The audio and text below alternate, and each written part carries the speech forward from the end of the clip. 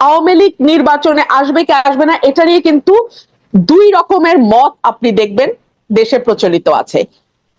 মানে একটা group of people বলছে যে আওয়ামী লীগ কোনো পলিটিক্যাল পার্টি না, যাদের নির্বাচনে আসা না আসায় আসলে কিছু যায় আসে না। কিন্তু আরেকটা মত হচ্ছে যে না, আওয়ামী লীগ পুরাতন রাজনৈতিক দল, আওয়ামী লীগকে ছাড়া যদি আপনি নির্বাচনে যান, that will be the reputation of 14, 18 or 2024। 18টা যদি বাদও রাখি, 14 এবং 24-এর ইলেকশনের রিপিটেশন হবে। সো এতগুলো ভিন্ন ভিন্ন অ্যাসপেক্ট যখন মাঠে ক্রিয়াশীল থাকে, তখন আপনি কিভাবে একটা স্মুথ ইলেকশন আশা করেন? আরে ভাই, নির্বাচন মানেই তো free, fair, inclusive and neutral হওয়ার কথা। এখন অনেকগুলো কারণ আছে নির্বাচন ফেব্রুয়ারিতে হবে কিনা এটা নিয়ে সন্দেহ পোষণ করার। নির্বাচন নিয়ে মানুষের মধ্যে এক ধরনের প্রত্যাশা, এক ধরনের অপেক্ষা এবং উচ্ছ্বাস আছে। যদিও ডক্টর মোহাম্মদ ইউনূস স্পষ্টই বলেছেন যে ফেব্রুয়ারির মধ্যেই নির্বাচন হবে এবং ফেব্রুয়ারি প্রথম একের মধ্যে নির্বাচন হয়ে যাবে, কিন্তু মানুষ কিন্তু এই কথাটি বিশ্বাস করছে না। করছে না, তার অনেকগুলো কারণ আছে। আপনি জানেন যে সংস্কার একটি চলমান প্রক্রিয়া, যেটা নিয়ে রাজনৈতিক দলগুলো দফায় দফায় বসছে, ঐক্যমতে পৌঁছবার চেষ্টা করছে, কিন্তু অনেকগুলো ব্যাপারে তারা যেমন একমত হয়েছে, আবার বেশ কিছু ব্যাপারে তাদের মধ্যে অনৈক্য খুব স্পষ্ট।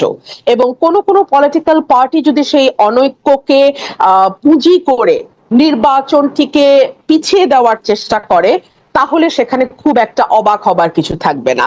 আমি আপনাকে আরো খোলাখুলি বলি। ফর এক্সাম্পল, জামাত পিআর পদ্ধতির নির্বাচন চাইছে, এনসিপি এখনো নিবন্ধন পায়নি, এবং এনসিপির সঙ্গে ডক্টর মোহাম্মদ ইউনূসের যে ঘনিষ্ঠতা, সেটা এখন নতুন করে আর বলবার কিছু নাই। আপনি যদি গ্রাউন্ড রিয়ালিটির কথা চিন্তা করেন, মাঠের পরিস্থিতির দিকে তাকান, আপনি দেখবেন এমন একটা দিন যায় না যেদিন কোথাও না কোথাও কেউ না কেউ মবের মাধ্যমে কিংবা কোনো না কোনো ভাবে, মানে পলিটিক্যাল হত্যাকাণ্ড কিংবা আইন শৃঙ্খলা পরিস্থিতি, ব্যবসায়ীরা টাকা পয়সার জন্য হত্যাকাণ্ড, কোথাও না কোথাও। সো মানুষের মধ্যে যে একটা ভীতি, একটা আশঙ্কা, এগুলো দূর হচ্ছে না। এবং নির্বাচন যত এগিয়ে আসতে থাকবে, তত কিন্তু আইন শৃঙ্খলা পরিস্থিতি নিয়ন্ত্রণ করা কঠিন হয়ে যাবে। মোটামুটি 300টা আসনে, প্রতিটি আসনে বিএনপির 5 থেকে 10 জন নেতা আছে যারা নমিনেশন প্রত্যাশী। যেই মুহূর্তে একজনকে নমিনেশন দেয়া হবে, সেই মুহূর্তে 2 জন 3 জন স্বতন্ত্র দাঁড়িয়ে যাবে। বাকিরা এক ধরনের আইন শৃঙ্খলা পরিস্থিতির অবনতি হবার আশঙ্কা সেই জায়গা থেকেও আমরা করছি, সেই জায়গা থেকেও তৈরি হতে পারে।